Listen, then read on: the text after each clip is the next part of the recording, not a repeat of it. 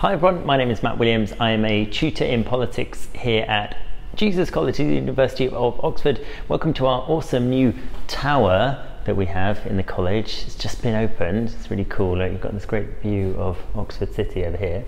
Now I brought you up here to ask and answer one of the most commonly asked questions that I receive, which is what is one of the best things you can do to prepare for an interview at a university like Oxford?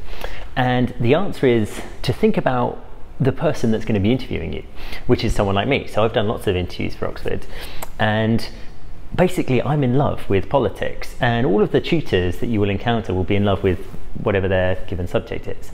And our sort of depth of feeling for that subject makes us like giddy children, right? We're so curious, we're so passionate about what we do. We're a bit like a 5-year-old that's discovering the world afresh. So we ask the sort of searching, curious questions that 5-year-olds ask, like why is the sky blue and why is gold yellow when most other metals are silver? Now we don't literally ask those questions, but we have that sort of depth of curiosity.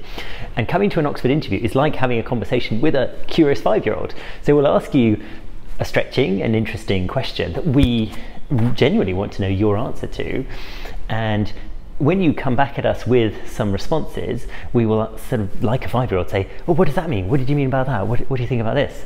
So how do you prepare for that? Well, get used to talking out loud and just thinking through your thought process, but out loud in simple terms, in such a way that not necessarily literally a 5-year-old, but someone with that sort of mindset could understand what you're talking about. You don't need to get used to talking to an expert in their field.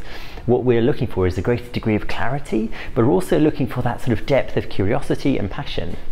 Okay. Now, one of the things I'm particularly passionate about is the British Constitution, and so I've made a series of lectures that are completely free, and there's a link in the description. It's part of a new venture for the university called the Oxford Constitutional Studies Forum. It's really exciting if you're thinking of applying for subjects like law, like politics or philosophy, politics and economics, PPE, or history. It should be a really helpful resource, so go and check it out in the description below. Should be very useful. And just generally, and this is actually quite good advice for life, not just for preparing for Oxford interviews, have fun, okay? People that have fun tend to be more successful.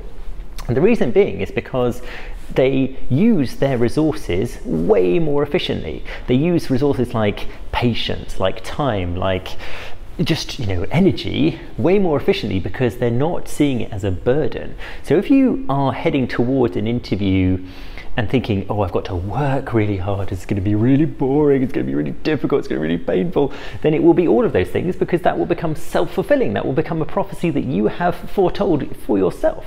If, however, you go into the process saying, I love this subject, I'm so passionate about maths, about medicine, about psychology, about politics, about whatever it is, and I'm going to go and have a conversation with someone else who's so passionate about it that they'll behave almost like a 5-year-old.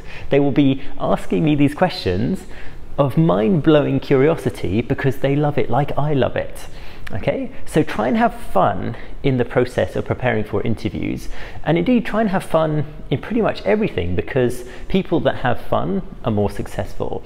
We have looked into the relationship between success and happiness, for example, academically, and shown something that was, I suppose, intuitive to quite a lot of people in the past, which is that it's not the case that first you succeed and then you become happy. Actually, it's the other way round. First you need to be happy and then success will come, because kind of by being happy you're already succeeding. So there it is. There's my sort of top tips for preparing for an interview at Oxford.